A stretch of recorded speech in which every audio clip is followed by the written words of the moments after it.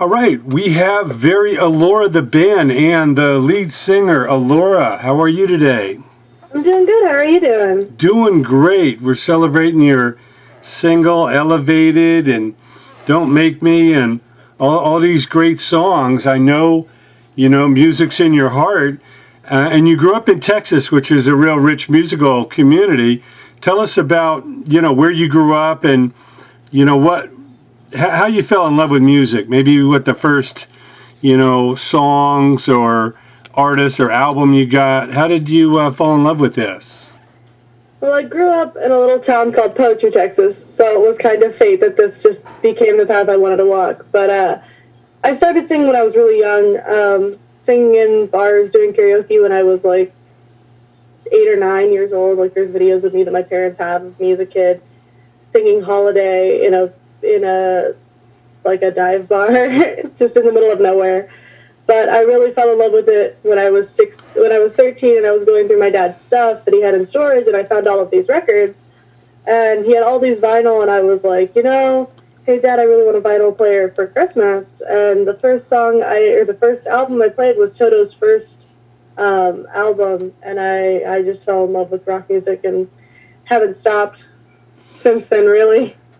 I mean, after I got that record player and started listening to vinyl, about a year later, I got my first band, and we started playing. We played for a full year before I left high school and went to homeschool just so I could pursue music.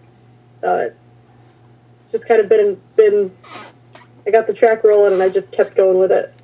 Yeah, who were some of the other bands that you fell in love with and you started emulating that you wanted to sing or play like? Definitely Queen. I take a lot of influence from late 70s, early 80s. That's my favorite era of rock music. Like if you could just throw me into that time frame and I could have been there to see those songs played live, would have been the best thing ever. But Styx is definitely one that influences me a lot vocally. My love of harmonies came from seeing them live when I was 14 years old. Same with Queen. I absolutely love them. More modern bands. I love Paramore. Hayley Williams is a huge inspiration to me as another female frontman. It's kind of awesome to see.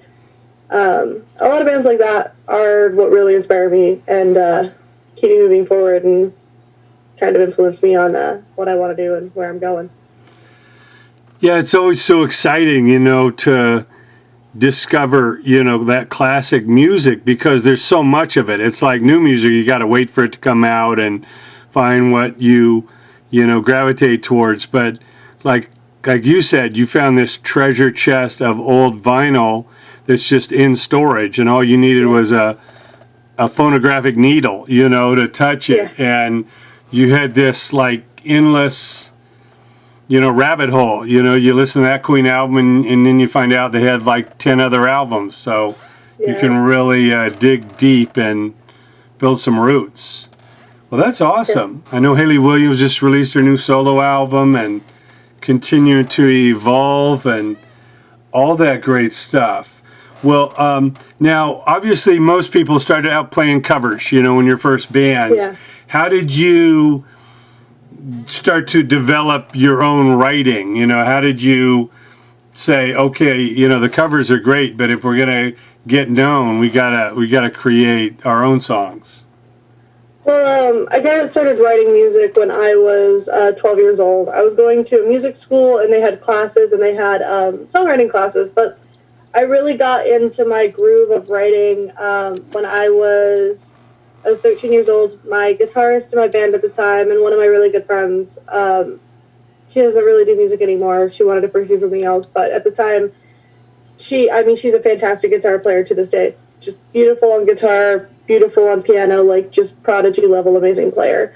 But she and I went to school together, and we asked permission from our teachers to go to an empty classroom during lunch every day. So it was 2 days a week we would go to a classroom, and we would just eat our lunch and just write, and she would play and I would write melodies and we would write lyrics, and that was just kind of my thing to do in middle school, elementary school. That's just what I did for lunch, because I was I don't want to play outside. I'd rather just write. And that kind of just childlike joy in doing it. And I definitely, when I moved and got older, I kind of lost that, but I've definitely found that spark for just writing and having fun with it, and just kind of it's my biggest struggle with it is just like not wanting to censor my emotions when I'm writing stuff, because if I'm feeling emotions about something, somebody else out there is too, and it's just fun to be able to be open and just write whatever you want, because I've got a million songs out that I've written and a lot of lyrics that'll never make it into a song, but they're out there and they're written, so yeah, it's always therapeutic to be able to take some idea or some feeling that you have and try and express it, in some way. And a lot of people dissect, their favorite songs and get into the lyrics and all that. But I always feel that sometimes the lyrics should have, multiple meanings. Sometimes they're more mysterious. It's not. It's like it means something different to everybody that hears it in a way.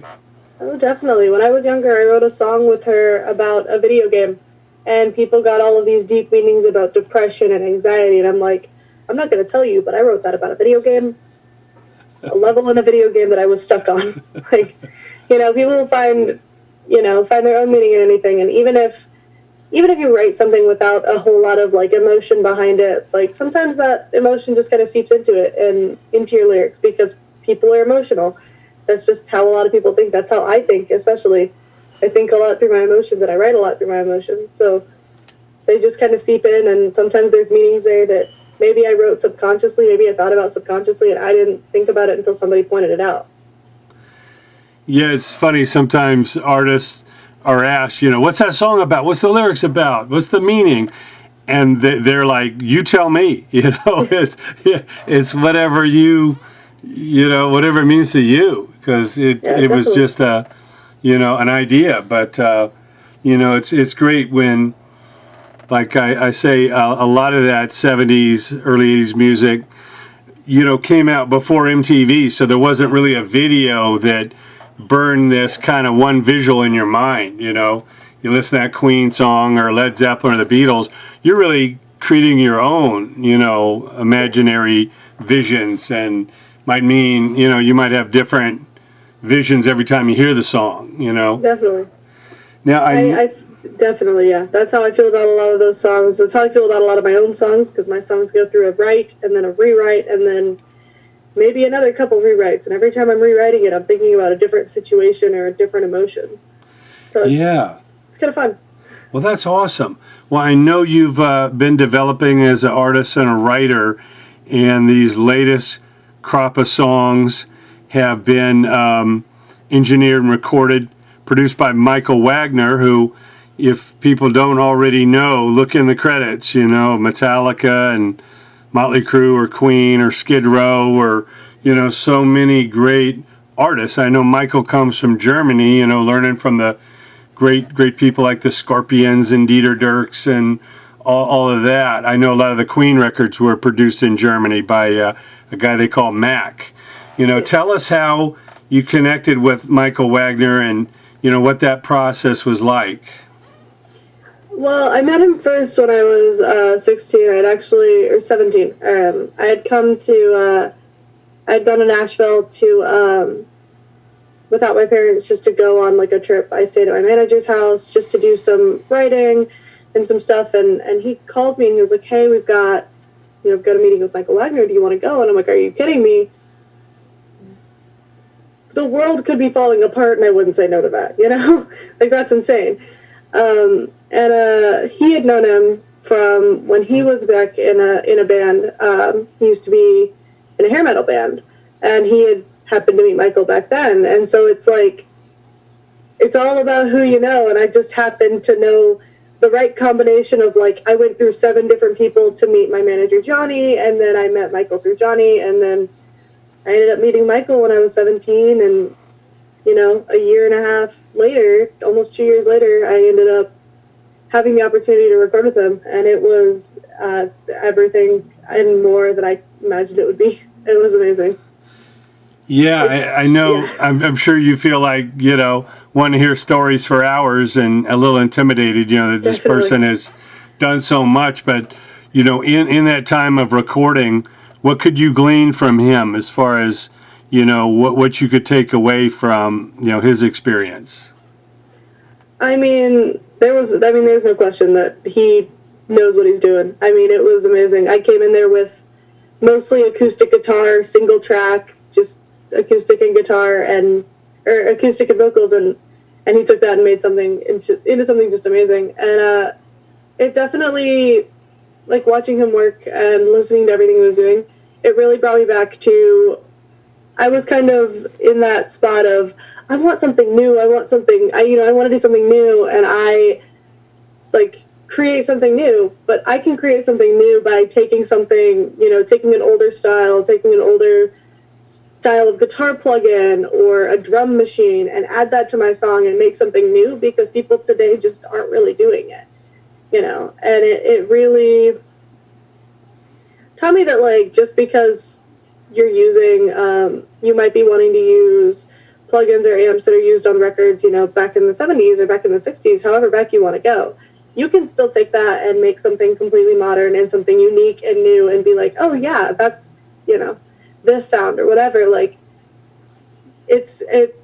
I never really thought about that until I worked with Michael, that I was like, oh wait, this is really cool. Like, I guess I just never really thought about it, because I was never thinking of the production side of it.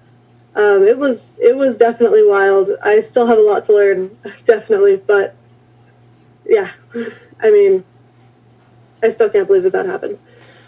Well, that's what's so great about, these guys that have spent so much time in the studio, is, they've probably got hundreds of thousands of hours of experiences and kind of building their techniques, how to get that sound and what might work, or, some are more musical than others, some are more technical, but, Michael sounds like a guy who definitely knows his way around a good song structure, Definitely. Because it's one thing getting a good sound, it's another thing creating, a really strong, hook and ear candy that just makes you want to hear the song again and again.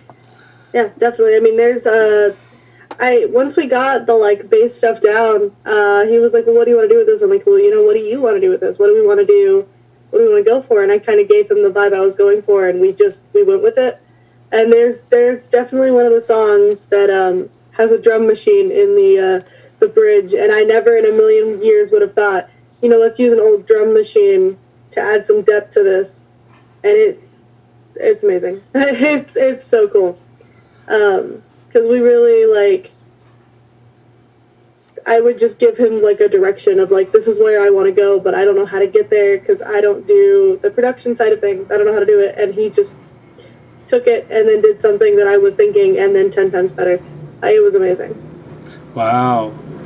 Well, I know your song Elevated is out, and if you could tell us kind of how that song was created, what's the feeling behind making Elevated?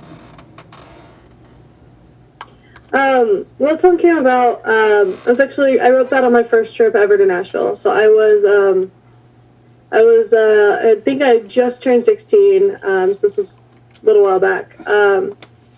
But it was my first trip to Nashville, and I had a co-write set up, and this was right after, like, my first breakup, like 16-year-old sweetheart, and it just didn't work out, and I was super mad about it. And boys are dumb in high school, girls are dumb too. It's just a whole mess of things, and I was so angry and so upset, and I was like, well, you know what? I'm so much better than you. And so I ended up writing this song, and looking back, we definitely, when we recorded it and kind of went through it, we took a much less serious approach than when I wrote it, because I wrote it in a fit of just teenage angst and anger, not, and now it's a lot more kind of jokey and more fun about it than anything else. But we wrote it in, like, an Airbnb in downtown Nashville. If I was down there, I could point out exactly where we wrote it, because it was the first song I ever wrote in Nashville. Wow. And I'm really glad that it ended up being one of the ones that we picked to record this album with, because holds a special place in my heart. It was my first breakup song, kind of, sort of. Well, what generally, inspires you on a daily basis to go for your dreams and make better and better music and all that? What is your inspiration? Definitely, like, the everyday stuff in life. Like, there's times when I'll just, like, walk outside and I see the stupidest thing. Like, just, like, two squirrels chasing each other up a tree. And it's just those little, like, moments of just random stuff that bring me joy, that they're like, you know what? Like, this is dumb, but, like, I could write about this feeling. Like, it's just all of the little things in life that really inspire me to want to do things. That and, like, that inspires me. And then my parents and my family encourage me like nobody's business. My parents are the most supportive people in the whole world, and I love them so much. We video call every week right now because I can't see them a whole lot from all of this quarantine. So we video call every week and talk with everybody. But it's definitely like my family inspires me, my friends, like stories that people tell me. That and just being on stage is just where I want to be. Like I'm a super anxious person, but the moment that I step on stage, I feel like I can open up and just be myself and unapologetically do what I want to do and do what I love without having to worry about what this person or that person thinks of me, because I'm just doing what I love. There's nothing wrong in that. Yeah, well, it starts with a great song and it has to be well recorded and produced, but taking it to the live stage and feeling that reaction, that immediate reaction, and trying to get a rise out of the audience and connect them, with the vibe of the band and, what you're doing is the ultimate. So many of the artists, they say the song is the most important thing, but performing it, live is what they live for. Definitely. And all the travel and waiting, and especially these days, waiting for the opportunities, kind of builds that up. I think people are going to be really ready to rock here real soon.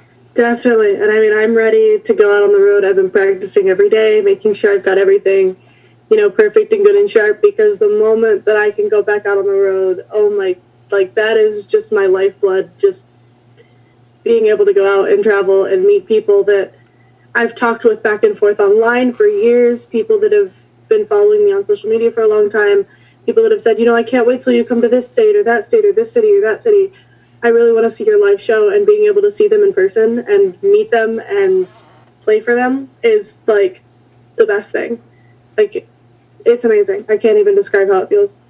It's like meeting your best friend for the first time. It's awesome. Yeah. Well, you've seen a lot, and I know you've been to a lot of great shows, and you really deeply, dig into others' music, that it's inspired you, and you've written a lot of songs, seen a lot of musicians come and go over your time. What advice do you have for creative people coming up, whether they want to be a singer, a guitarist, a producer, whatever it is, if they've got that creative passion, what is something you've learned that you can kind of share with them?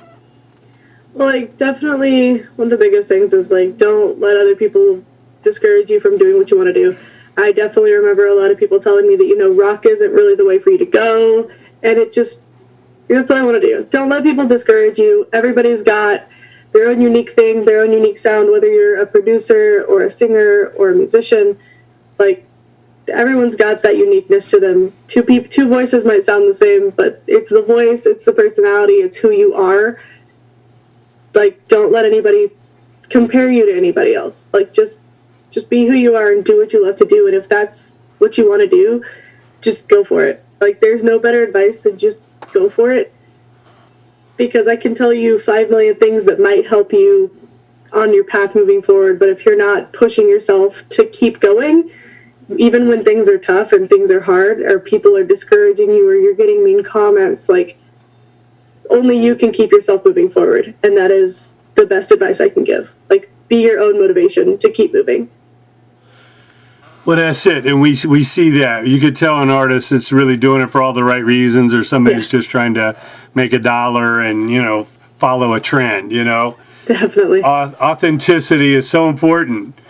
Well, ALORA, you've been a great guest. We can't wait to follow your career and hopefully see you out here in California on a stage soon, and Definitely. follow in the footsteps of so many of the great artists we talked about. Very ALORA is the band, and the website, veryalora.com. Check out Elevated, Don't Make Me, and all the great Michael Wagner produced songs. ALORA, thanks so much for joining us. Well, thank you. It was great.